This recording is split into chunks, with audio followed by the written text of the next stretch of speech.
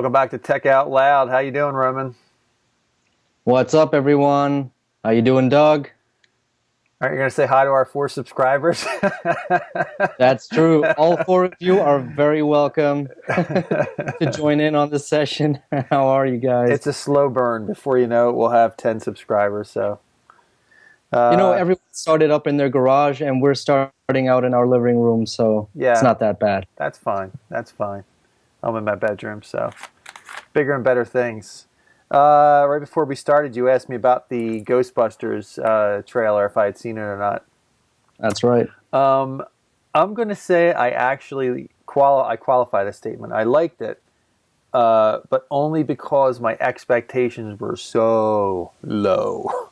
Really, really low expectations. I wasn't sure what to expect. I don't know if it was going to be a remake of the original or if it was going to be like, they are descendants of the original ones or whatever, which when it started out, it said, 30 years ago, and it mentioned the first Ghostbusters. And I thought, oh, okay, this is going to be like, their descendants or whatever. But I don't think that's the case. I think it's a redo with women. And it was funny, but it was Kristen Wiig doing Kristen Wiig and that other girl, I can't remember her name, doing her. And so, it was better than I thought it was going to be.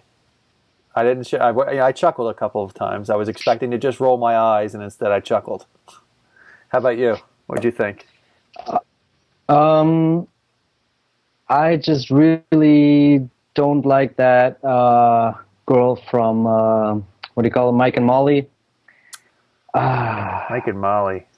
I don't think I saw Mike and that. Molly. It's like a cheesy, really bad sitcom you guys have brought to Germany, and all the people here are watching it on the afternoons, and I can't stand it. I can't stand sitcoms anymore. I'm too old for the laugh track thing. So, yeah. and I don't know any of the. I'm really not against doing it with women. I thought it was actually very innovative. It's a new thing, but there's just more comedic actresses that are way better than the ones they picked, that they went with. And secondly, if you have Bill Murray in the original cast, it's Bill Murray. Put him in. Yeah. Please, for God's sake, put in Bill Murray. He's one of the best comedians, one of the most, he's just a funny dude. Yeah. And, it would have been, the obvious thing to go to put in all the old actors. I don't want to say washed up, but and have some smart writing and go on, oh, you're old and you're old, I'm too old for this and all that. Maybe Slimer's old or whatever. That would have been really funny. I don't know, yeah, but I'm just really disappointed. The first thought I had when I watched the first 5 seconds was, how long is it going to take for them to redo this franchise after this fail of a movie? It's going to take another 20 years for them to pick it up again. Yeah. I'm not sure what to think. I'm reserving judgment at this point because it's just one trailer. I've seen movies that were horrible where I love the trailer and vice versa. So we'll see. I do know that they're giving too much away. It's just like almost every trailer. 90% of the trailers now, they tell the whole story, and it's ridiculous. Something they've done from 2007, 2008-ish. Yeah. They just put all the good scenes. Speaking of scenes, Teenage Mutant Ninja Turtles, second part of the new one. You know what? No. They could have done a worse job. They got Bebop and Rocksteady. It's going to be fun. It's not going to be like the old. I actually thought the animatronic movies from the 90s were perfect. Mm-hmm. They were absolutely great. How old are you? I'm 31. You're 31. Yeah, I'm 45. So I have a different take on them. The Mutant Turtles were something I used to watch after school when nothing else was on, and I was waiting for the shows that I wanted to watch. And I thought, okay, let me watch Mutant Turtles. So I liked them to a point, but and I really give them props to being able to do the animation the way they do now. It's really, really well done. All right, so first thing I wanted to discuss really is what do you think about the rumors of everything coming up with the next Apple announcement? There's a lot to cover. There's rumors about the new iPhone 4-inch, which is now not going to be the 5SE, it's just the SE. They're talking about that. They're talking about an upgraded iPad, which is going to be a smaller iPad Pro. I don't know about this event. If it's just going to be the smaller iPad Pro, the iPhone SE, and new watch bands, that's a really, really light event. That's a light event. I got to think that there's going to be more than that. They might fill it out with some more Apple Music content, some new announcements, and maybe like an artist performing at the end to fill out the last 10 minutes or whatnot. Is this the music-based one? I know some of them are, some of them aren't. Which one is this? This is not WWDC. This is... This might actually be the music-based one. Yeah, where they used to announce iPods, and now they don't anymore. Exactly, yeah. Yeah.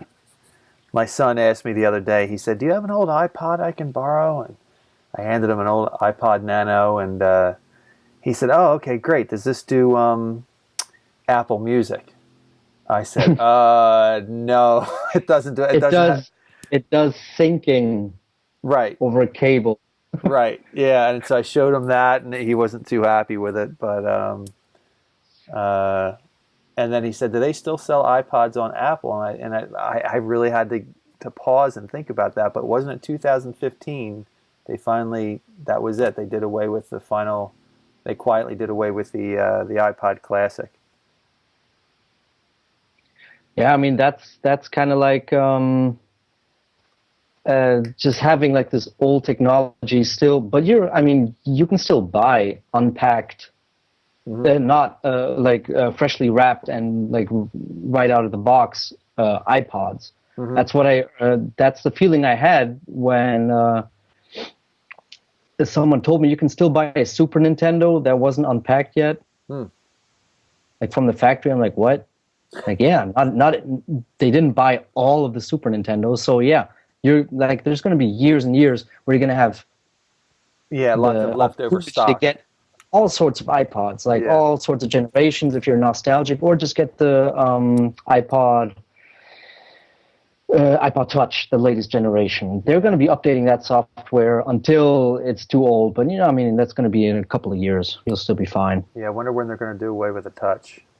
The iPod Touch. I guess they're going to keep that. Well, it's a good starter for kids. It's sort of like a drug dealer dealing to kids to begin with, just to get them hooked, and then.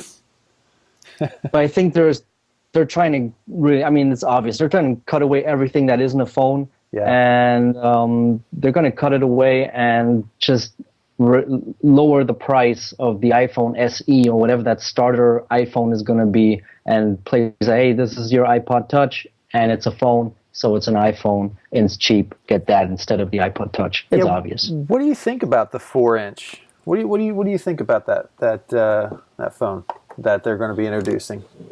So the iPhone SE 4-inch. I think it's going to kind of be they're trying to get rid of the old form factor, the old small 3.5-inch screens completely. And they're just, I think, while they're upgrading their flagship phones, there it is. While they're upgrading their flagship phones to newer technology, they're also upgrading their bottom or the lowest entry model of whatever they have as well. They're always dragging it with like at the bottom of the generation, so to say. Yeah. And that's what they're going to do. They're try to announce a new bottom tier kids phone, if you will, or just like for beginners or for people who don't want to spend as much for a new iPhone as you could with the flagship ones. I think it's going to be a really good deal. It's not going to be plastic. Mm-hmm. The design looks pretty sleek. It looks good. Yeah, it's going to be fast. Sort of like a rounded edge iPhone 5, taller screen. Rounded like the iPhone 6S and the iPhone 6. This is the side by side of the original. That's just crazy how much it's changed. But man, I tell you, this this first original, it feels so good in the hand. This is Yeah, it does. easily the best feeling phone. I mean, it fits perfect. It just lays there. It feels no edges on there, and this thing still works when I charge it up. It's not actually working right now, but it keeps it charged for about a day and a half when I charge this up. Every now and Just then. just last weekend, I had the great honor to compare the iPhone 4, 5, and 6. And the iPhone 4, my cousin has, it looks like an Apple Watch. Like, it could actually be like a Pip-Boy kind of thing you wear on your wrist, like a smart wristband. Not a watch, but like a wristband communicator. You mean that one, the iPhone 4? Yeah, it's so small. It's amazing. Yeah, and that's this. I think this is the best looking one. The original is the best feeling one. This one is the best looking one with the glass front and back. It's really, really pretty, and that's actually not hard to charge. This actually saved me. My daughter, she has an iPhone 5C, or had an iPhone 5C, and she was up for an upgrade, but her screen broke. And in the meantime, I let her use this iPhone 4 for a little while, and it was a good in-between type of thing, but she said it was working too slow for her to use, normally, so I got her an iPhone 5S for cheap. I asked her if she could wait till the March 21st announcement, and she couldn't wait, so that's fine. But anyway, so yeah, I think there's going to be there is a huge market for people that want to keep their phones small. My brother, he's not a real tech-oriented kind of guy, and he has an iPhone 5, and he doesn't buy the 6 because the 6 is just too big. So he likes to keep his phone small like that. So I think an upgraded 5 body, the SE with the upgraded internals, I think that's going to really, really hit the mark for a lot of people. And if I didn't love this 6S so much, I probably would go for it too. But I love the 6S. I think it's a great phone. Which one do you have now? Do you have the 6? I have the 6. I always upgrade with the T-Mobile contract every 2 years, so on the full count. So I had I started with the 3GS, and I upgraded to the 4, and then I went to the T-Mobile contract, then I had the 5, then I have the 6 now, and I'll get the 7. That's great. Very soon. So about that iPad Pro, the small one. So it's going to be 9.7 inch, the normal screen size of an iPad. Right. I think what I'm expecting or hoping is that they're going to upgrade the camera, obviously, and implement the 3D touch, and have the ID, the ID print scanner also available in that. Just to reassure people, we are implementing these technologies in all of the further iPads we will be making. Well, here's the problem with that. I'm pretty sure that it's not going to have 3D touch because the iPad Pro currently, the 12-inch one, doesn't have 3D touch. That's why it's like an upgrade. So it's like the small one, right? So they're trying to establish the Pro. I think it'll have all the functionality of the current Pro, but I don't think it'll go 3D touch until they upgrade the original iPad Pro 12-inch. Man, there's so many iPads right now. Do you have any idea how many are on? How many iPads are in the iPad lineup right now? Let me check that real quick. I think there's, let's see, iPad. There are, wow. There's the iPad Mini 2, the iPad Mini 4, the iPad Air, the iPad Air 2, and the iPad Pro. And now there's going to be the iPad Pro 9.7 inch. There's going to be 6 and all of iPads. All of those with either LTE or Wi-Fi. Yeah. So it's like 12. It's going to be basically like 12 versions. That's absolutely crazy. My gosh. Yeah, it's a lot. I mean, their iPad lineup has been convoluted for quite a while now. And I think probably with this one, they're probably going to introduce the smaller Pro and maybe even phase out the iPad Mini 2 and just keep the iPad Mini 4. So the smaller iPad Pro will also have this enhanced screen with the pencil, right? Yeah. That's just apart from being faster and all that, I think it'll have. Gonna be it. It'll be an upgraded camera also. I think it'll have the upgraded camera. Mhm. And they'll probably do a better camera in the Pro. Which, I mean, I see people taking pictures with these when I'm shooting events, and oh my gosh, man, it drives me crazy. Uh, Just oh, why? well, I get Like it. chances are they have an iPhone and the camera is better. I get it in the sense that it's easier to frame and to compose a picture when you have a big frame in front of you, but holding that up is just insane.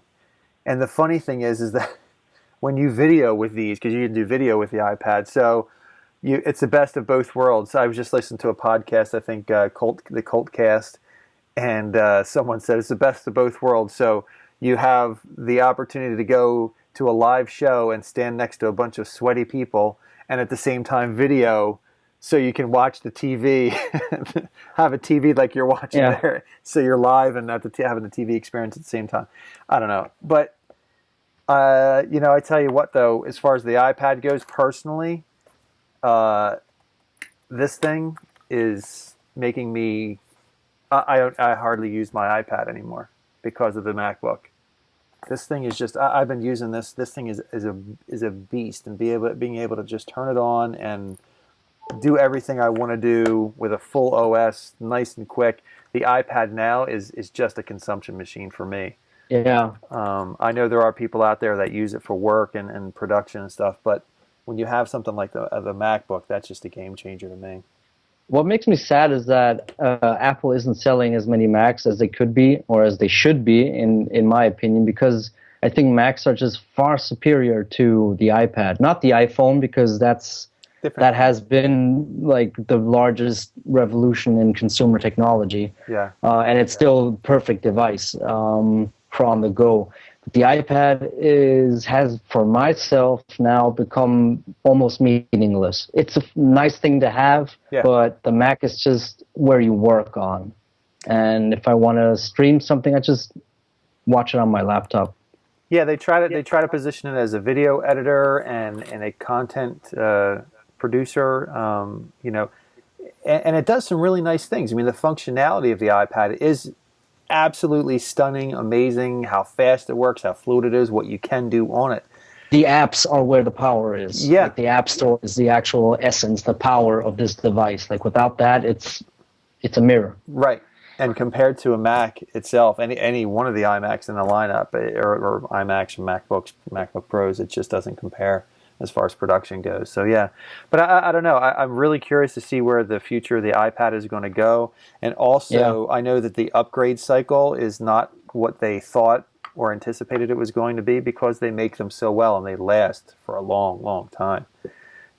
In my band, I sold my iPad 3 was the first one with the Retina display, right? The iPad 3? Mm-hmm. I think so. Yeah. So I sold it to my keyboardist a couple of years ago, and he just sold it to one of our guitarists, our bass player. So our bass player brings it with him. Like, I remember that thing, and it just lasts and lasts and lasts and works perfectly for so many things. I mean, I have no need to upgrade this thing.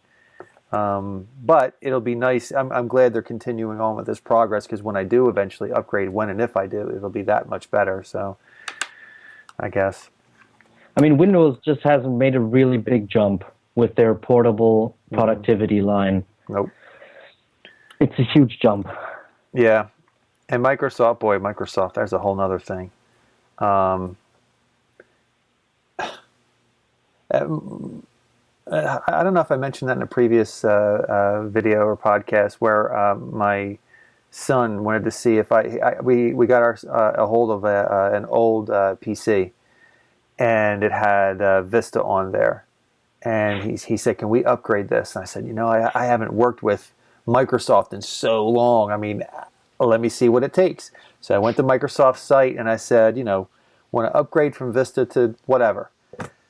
It was insane how complicated, how convoluted, how involved it was. I thought, I gave it back to him. I said, if you want to mess with it, go for it. I don't have time for it. I couldn't, and I'm a tech guy. I couldn't figure it out. It was too much. I'm like, forget it, man. It was just, I'm like, you got to be kidding me. And Apple makes it so easy just a transition to anything you want. It's free, and here's the OS, and here's the latest one, and that's it. It's not the Pro or the Home or the this or the that. And well, you can upload here, but you can't upload. I mean, you can upgrade from here to here, but you can't go from here to here. It's nuts, man. I don't know how they survive. It's just so complicated. I guess they were just early to the game, and they have their OS, and everybody adopted them earlier, and that was that. They also had a pole position because like every Windows in one form or the other is just on so many devices all over the world, like from medical, from like military, all those little computers installations, those tablets that they have in like the factories and whatever, when like workers are running around like these custom built, really thick Windows tablet things with their pencils. That's all Windows. Yeah. It's in hospitals, keeping you alive, basically. It used to be in Apple stores. It isn't now, but it used to be. That is crazy. Right. Well, did you ever see, they ever walk into an Apple store, 5 years ago? And they had those 5 years. Yeah, but those chunky handheld sets. I used to work there years ago. Right. And now when you walk in, they have iPads and iPods. And before they had these chunky handsets, and it was a Windows-based thing. It was horrible, and it was hard to use. It was complicated. I don't know. I mean, I don't know. And it's a pretty operating system. I mean, but just so many people complain about it. But then again, people complain about El Capi 10 right now too, that it's laggy and things like that. Well, I hear things that it's laggy on some things to get the beach ball of death spinning a lot. Certain upgrades break certain things. I know a little while ago there was a security upgrade that broke the Ethernet port on all iMacs, or a lot of iMacs. Now Apple put out a fix for that real quick and everything, but so there's some complaints here and there, but I don't have any problems with it really. I mean, a little bit of lag here and there. I mean, my operating system works great. So I don't know. I'm not trying to turn this into an Apple versus Microsoft type of thing, because I know plenty of people work with and love Microsoft, and that's great for them. And you know what? They did a good job within their capabilities with Windows 10. I'm actually really satisfied on like that Windows level. Yeah, sure, right. I'm like, yeah. It's sort of like Ghostbusters. You know what? Not bad. Not bad at all. Like the only time I get the spinning beach ball is when I open Final Cut Pro on my 2012 MacBook Pro, right? So right.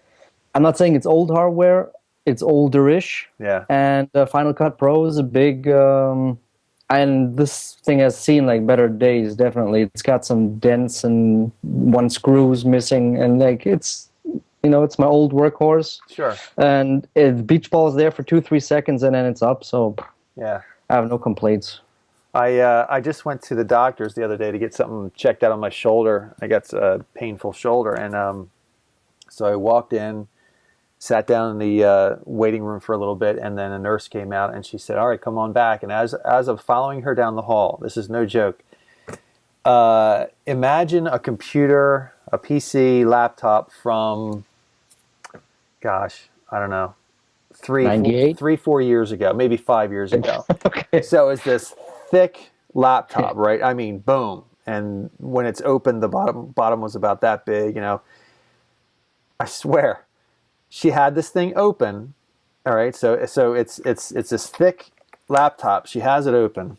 I'll use this as an example. So she had it open like this, walking down the hall, with a strap on the bottom and her hand through it. And so she's walking around like that. I looked down. This thing must have weighed at least 5, 6, 7 pounds. It was huge. And she has her hand and a strap underneath of it walking. I just started laughing. I'm like, what do you have strapped on your hand? And she's like, oh, it's the PC. I'd be lost without this thing. I'm like, this is the hospital. Do they not give you iPads or at You're least... lost right now. Yeah, or at least thinner PCs? You're lost now? Yeah, it was insane. I mean, this thing was so chunky and huge. Her hands wrapped in it. Like weightlifters, they have those wrist straps, right? Yeah. Oh, it was. It's amazing. It's amazing what humans allow themselves to get used to because they have to or because their employer doesn't give them something or whatever. But I'm thinking, man, that's just, if ever I saw a need for an iPad or any kind of tablet at all, this was it. I mean, that's just, that like was people's life depending on that device, Yeah. basically. And like, I think I think she would, like, if she doesn't have a counter to sit down on, she would just hold it like this and maybe just type out on one. that gives the old saying "blue screen of death." It gives it a whole new meaning. Oh yeah, If you're on life support and someone's using a Windows, yeah. No, I mean, it's horrible. it was hilarious. So what else do we have on Apple's announcement? We have EarPods, the new one. Yeah, you said something the earlier. new patent. New patent on EarPods. Yeah. March 1st, 2016. It looks like, they do file some patents where you're like, wow, that looks like a Minority Report. We're going to see this in about 30 years. This looks like they could realize it in the next 2 to 3 years, maybe even sooner. People have said, like, they're going to see it sooner. We're going to see it sooner. So basically, it's EarPods that, I'm going to show this in this camera. Basically, it's a pair of EarPods like we know and love, and they're going to have two magnetic connectors at about this point where the two straps to ears, they connect. So let me turn this around. And you're going to be able just to detach this part and walk with them just without the connector, basically. And they're going to be Bluetooth enabled, obviously, and they're going to be charged also over this magnetic connector. Looks fairly simple. And what will the magnetic part that connects to the iPhone? What does that connect into? Is it the Lightning port or another kind of? I mean, they're supposedly getting rid of the headphone jack. So in other words, the part that connects to the iPhone, what is that plugging into? The Lightning port?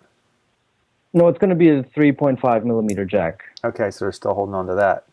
Yeah, it's going to be this part, right? Just shorter. Sure. So it's going to look about like this long. Right. It looks on the patent file, and it's going to have a magnetic connector. If you want to charge it, you just put it in, and if you want to roam free, you take it out. So the bottom of it is just going to be a cable with a 3.5 headset jack. That's what it looks like. I'm wondering, do you give any credence to the rumor of them getting rid of the jack at all? The 3.5 millimeter jack? Because they're supposed to get rid of that. Well, I think they thought about it. I think they are planning on it. I don't think... maybe they'll go to USB-C standard instead of Lightning port. Yeah, I mean, that's going to be tough it's going to be really tough for musicians who want to swap out and listen to some songs. Hey, I just made this.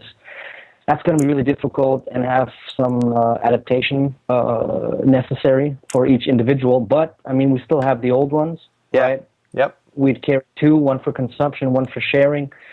But, I mean, they've done this in the past, as I've said on the previous podcast we had. Yeah. They have just obliterated established technologies more than once and have implemented a new one which became worldwide standard after a first uproar, right? Yeah. From the world, from consumers, and then everybody noticed, okay, well, I don't really need a floppy disk. CDs are way better. USB is great. Now get rid of CDs. Wireless is where it's at. They're going to continue. It's a philosophy they have had for a long time. Now, with the iPhone 7 that's supposed to come up later in the year, they're talking about dual cameras on the back for better lighting, which would be great. I think that, I know, listening to John Gruber and other technologists when they've talked to Apple, that they are really, really proud of their work with the cameras that they've put into the iPhone, and they should be, because it is really, really state-of-the-art camera technology, and it's not all about the megapixels, it's about the quality of the sensor that they put in there, so we all know that. I am looking forward to, I don't know if they're going to do it with I don't think they're going to with the iPhone 7. I think in 2017 or 18, they're going to finally start implementing OLED screens. Right. Wow, will that be nice. Yeah. because Yeah. that one feature alone on the Apple Watch, that one thing alone, where those blacks are just like that dark, deep, inky black, and it's just so much nicer to look at. So I really hope they adopt that soon enough. I have to say the OLED or OLED technology has ripened in the last, let's say, 5 to 6 years. I had a friend with a Bada phone, I think from Samsung. Before, it was even before Samsung had adopted Android. They had like their own Linux-based thing called Bada or something. Yeah, I remember And that. he Yeah. and he's like, "Oh, your iPhone." I don't know. I don't even remember which iPhone it was that I compared it to. I think it was the iPhone 4 or 3GS. Anyway, so we both just yanked up our brightness, like the screen brightness, as much as we could, and his was way brighter. But my colors were way just more natural looking, beautiful. They even popped more. His was very bluish, very cold, but very bright. Right. It was very white, very blue, and a little bit gray and stuff. So the small like tinted hues that they had in the past, that's all gone. Now they also have bright, vibrant colors, along with just the poppiness of the old OLED technology and the deep, rich black that you can't get with the backlit. Yeah, and the new technology. the new Galaxy S7s, they have OLED, correct? Yeah. Yeah. I think, didn't they all have OLED? I think so. Samsung Galaxies? Yeah. I tell you, looking at that Galaxy S7 Edge, if I didn't have an iPhone and I wasn't in the Apple ecosystem, I'd be all over that phone. That is one sexy looking phone. I have a friend of mine who actually has one of those, and I picked it up and held it. I mean, and that not the S7, the S6. Wonder where they got that naming scheme. But the S6, and so it was a smaller screen, but man, it just felt so good. That screen, it just curves right over the edge there. Man, it's just so nice. I really, really like the Galaxy. But that's about all I like about Samsung. Have you seen those Samsung announcements, those unboxing announcements? Yeah. They drive me crazy. I mean, just the guy that listen, diversity and wonderful, whatever. But I don't care what nationality you are. If you can't get up and pronounce the name of your own phone properly, get off the stage. I mean, give me a break. He called it the Galaxy S7 and the Galaxy S7 Edge. I'm like, dude, come on, man. No one understands what you're saying. They're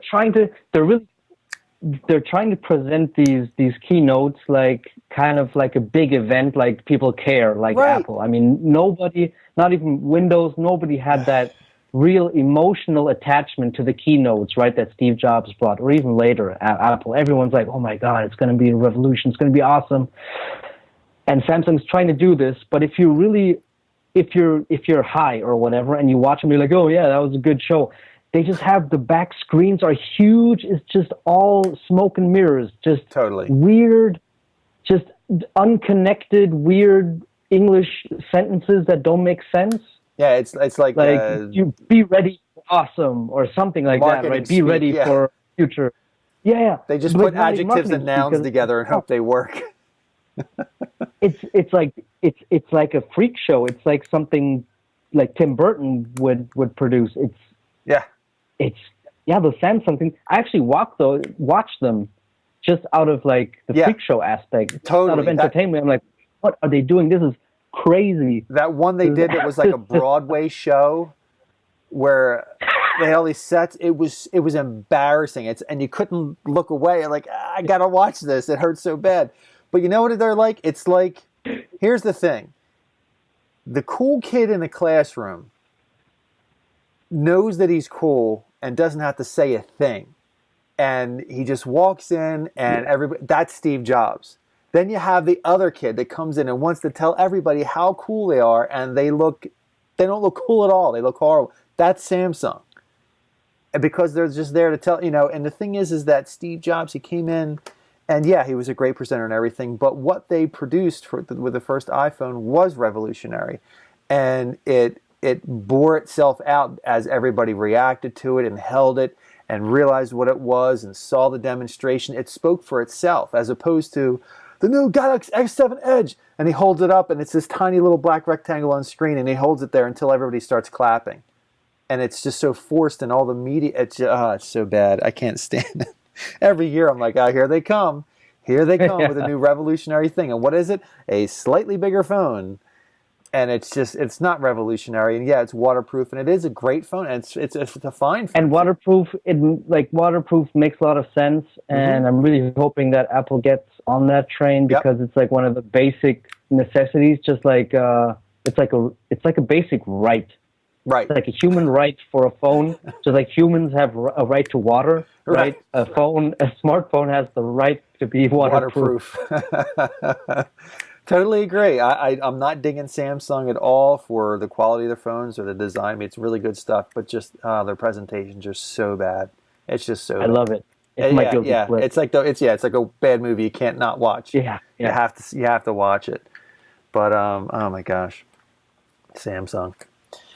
So what else do we have? I think that was it for announcements. Again, watch bands, whatever. I have a few watch bands here, but honestly, I have my favorite watch band, and I wear that most of the time. And I don't know, different colors or whatever. I mean, are that many people interested in different color watch bands? I don't know. I mean, like you could, like if you have the money, you could go with like you could have three. You could have like the sporty one, the casual one, and like the dress up one, right? Yeah, I got. That's like basically it.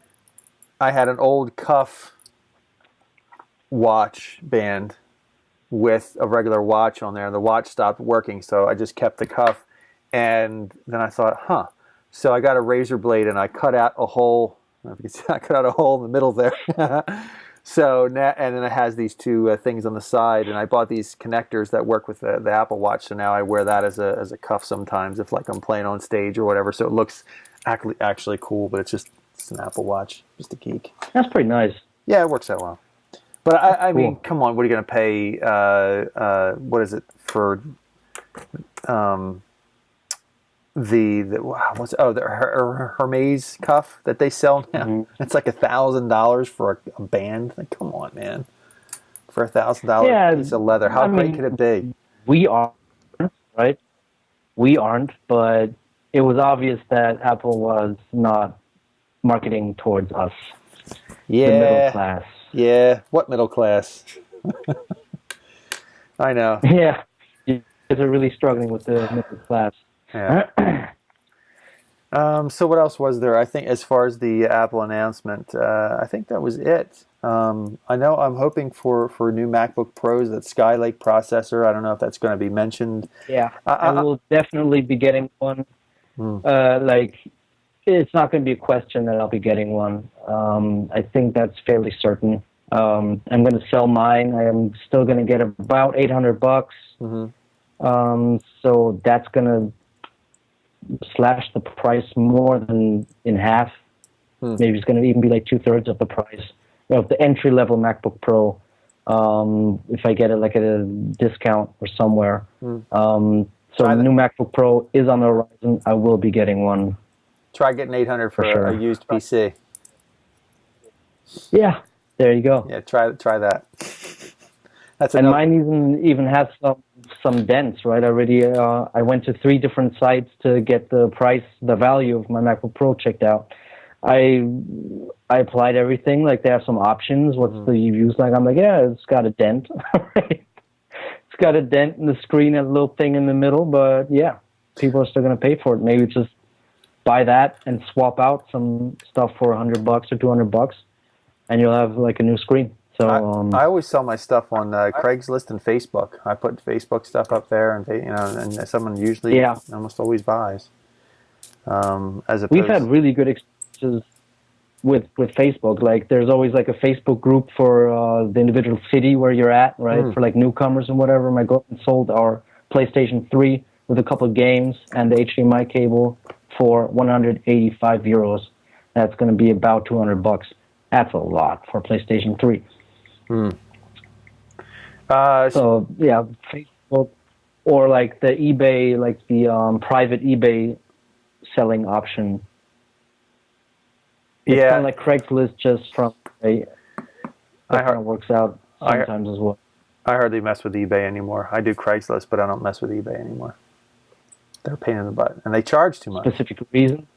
Well, Yeah, yeah, that's true. for what they charge, and I hadn't used eBay for a long time, and then I used them about a year ago for to sell a computer for $3,000, and they charged me $300, and that was just too much. And also my keyboardist in my band, he just bought something, and he paid $20 extra because the guy said on the listing for an extra $20 he would expedite shipping, and he didn't. He didn't expedite it. Speaking of PlayStation, you mentioned you were chosen for the new beta PS4. Yeah, I mean, there's chosen is a relative term. You could apply. I'm sorry, I meant you saw a pillar of You light could come down out of the sky, and it shone round about you, exactly and you were lifted up into the air. That's into Sony's headquarters. right. I instantly knew how to speak Japanese. Boy, so you understood Yeah. the Samsung Yeah. event. So okay, go ahead. Sorry. So so I was chosen to test the beta of the new operating system that's coming out. I think this year it's going to be 3.5, so it's the OS of the PlayStation 4. It's going to have a lot new features, multiplayer-wise, online features, and whatnot. It's a long list. I'm not sure if I'm going to do a video or an article. I think I will do this one as an article. But I haven't installed it yet. I've yet to test it because I'm now working on the Uncharted 4 open beta multiplayer review I'm going to be doing. I've been playing it since yesterday, and I'm just collecting gameplay footage just before we did this podcast. I'm done with the monologue, and it's going to be out maybe on Monday, Tuesday, because now I've established the workflow. This is going to be a lot easier now. Yeah, I saw that list. And, yeah, Uncharted is very popular. It's a PlayStation exclusive title. It's kind of leaning towards the Indiana Jones theme. It's got a very dramatic storyline. And what's also really interesting is the soundtrack that they have for this newest one. It's probably assumed to be the last one. It's called The Thief's End. Everyone's thinking this might be the last one. They actually have an Icelandic composer getting together with their team at Naughty Dog, which is the game developer. And the soundtrack sounds bombastic. It's phenomenal. It's going to make everyone cry, like when anybody dies or whatever's going to happen in the storyline. It sounds amazing. It sounds like when you're actually in the game. Obviously, I'm not playing the campaign story mode. I'm just playing the multiplayer, but still it fits in very nicely there. And all the trailers that everyone has seen over the past months, the music fits in perfectly. And yeah, they have developed a new sound technology together with another company, with Dolby actually. And they're going to be 5.1. They're going to be based on 5.1 Dolby, but going to be 7.1 ready. So they're going to have like a dynamic sound system, whatever. So if you have like a 3D sound system in your home, you're going to be more than satisfied with the sound that they're going to be able to carry towards your home. That's great. Is it a first person type of player? It's a third person, it's kind of like a Tomb Raider for men, is what I like to call it. Because you got like Nathan Drake, he's like this badass kind of protagonist. He's got witty, like he's never scared to run away from a brawl or whatever, right? So he's the Indiana Jones mixed with a little bit of Bruce Willis and whatever. He's got very funny, quirky like quotes and sayings that he throws in the story, and he just always gets in trouble, and it always just piles on from Uncharted 1 to Uncharted 3. It just always gets bigger, and the mess he's in just always gets bigger, and you're like, how is he going to get out of this one? Now the beta's just so I understand. The beta's involved with the PS4. Is that sort of the same way that Apple does the betas for they put public betas out there, Yeah. and the public uses them for a while, and then they just update them, and now they're available to the public. Is that kind of how PS does it also? Yeah, there are closed betas where usually it's the people that have pre-ordered the games will be able to play the closed beta, or have just prior to the date of the closed beta have, I don't know, where they enlist themselves. Open beta, just it's a playable game, it's playable status, but I mean, like, I actually didn't notice I was playing the beta. Well, I noticed obviously because I knew, but like the smoke. There was like somebody threw a smoke grenade or whatever, and it just looked terrible. It was like 2D, and I'm like, "What is this?" Oh, right, I'm in a beta. So I mean, they're gonna change all of that, but they just want to touch up on, like, hear our feedback on what are the problems. Anybody have connection issues, frame rate dropping, all that stuff. Just get the opinion. It's the same basic idea. Okay. That's pretty cool. I wish I could be a gamer. Not going to happen. You don't have enough time. Nah. You're a musician. Be thankful for that. Yeah, no. It's far more about getting nauseous while I play rather than not having enough time. If I didn't get nauseous, I'd make time. I knew it. Yeah, no, absolutely. Last but not least, of course, we still have going on the Apple versus FBI controversy. I'm really happy to see it appears that Facebook and Google and all the big boys are coming out in support for Apple. Even Amazon just announced today that they're going to reverse their position on the Amazon Fire tablets and put encryption back on there, which is great. I think, Apple's such a big company anyway, and if enough other big companies stand with them, I think they'll be victorious, and ultimately the consumer, of course, wins out. I just saw. And go ahead. Everybody, citizens, yes, win out. Everyone with an iPhone, any citizen.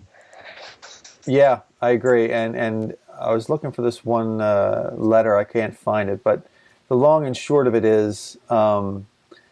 Somebody that was a relative of one of the victims of the San Bernardino shooting, they wrote a letter, an open letter, and said when I wanted to see if I could find that. I wanted to read that. Anyway, they said when they first heard Apple's decision, they were frustrated, and of course, their family member was killed, and they were frustrated and kind of annoyed. But they said in the letter that the more they read Apple's position, the more they understood why Apple was making the decision that they did. And the victim, the relative of the victim, ultimately agreed with Apple. And they said in the letter, we stand by Apple's decision to do that. If that's not a powerful, message to Apple and to the Supreme Court and whoever this goes to, I don't know what will win them that. That's a really sensible way to look at it, and that's also why we have we don't let victims make the laws typically. Because victims are understandably distraught and having a difficult time, and they just want justice. But we can't have people that are victims make the laws, because then it wouldn't be just. Of course, it's kind of counterintuitive. But I'm hopeful the way this is turning out. I'm a lot more hopeful than I was a week or two ago. Yeah. I thought it was going to turn out a lot worse, and it seems like it's on a good trajectory right now. So, I'm just wondering how big of a magnitude it would have had to be for the FBI just to arbitrarily make them somehow crack this phone.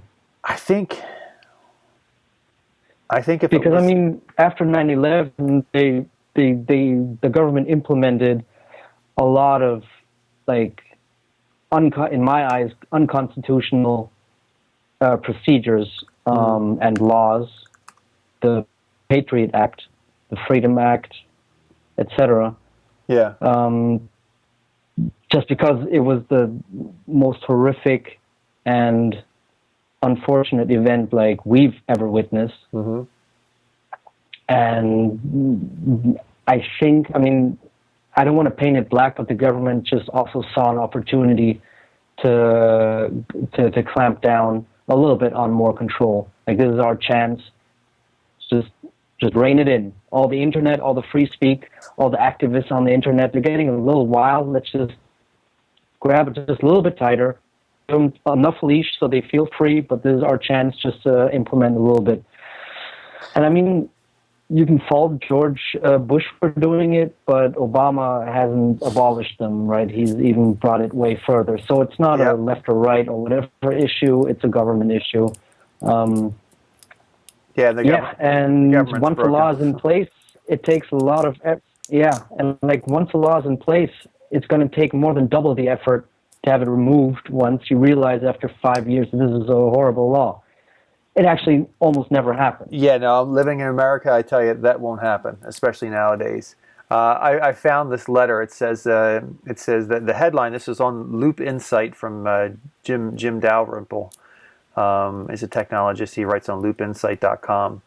And I know. Yeah, the title of the post was Apple posts letter of support from San Bernardino's victim's husband. And he wrote, when I first learned Apple was opposing the order, I was frustrated that it would be yet another roadblock. But as I read more about their case, I have come to understand their fight is for something much bigger than one phone.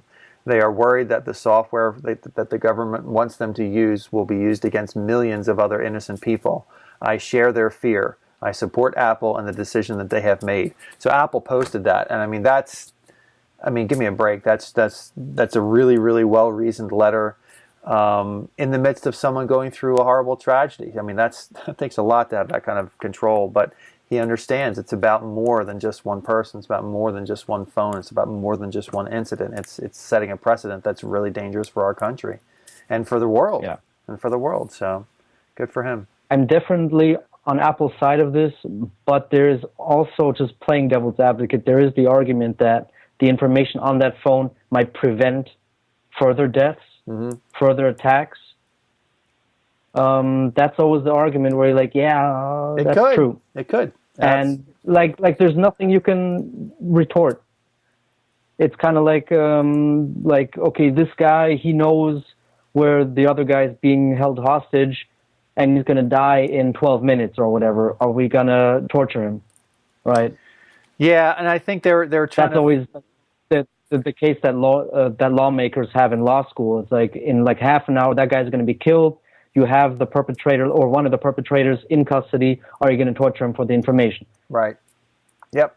Answer is no. Yeah, and I think they're also looking towards whether or not, like, maybe the shooters got in touch with somebody that also might be a criminal, and maybe they could track them down. But I mean, where does it end? And then, as soon as they break into one phone, there's going to be a whole line of other iPhones that other agencies want Apple to crack, and then that'll be the end, and it'll just keep on going, and it's not good. It's not good. But anyway, I hate to be vague, but on the Wall Street Journal, they had obviously an article on this, and they've actually cited a case in the past, decades ago, where the government specific information to a laptop or whatever, and they had a code then to crack it, and that is now that was like the basis for one of the highest used, like the mostly used government cracking tool for other laptops, like around the world, for citizens, U.S. citizens, obviously, who are planning bad things. And they said, no, this is just for this one laptop. And then the technology just kept on, everyone had laptops. So they're like, oh, we're keeping this one.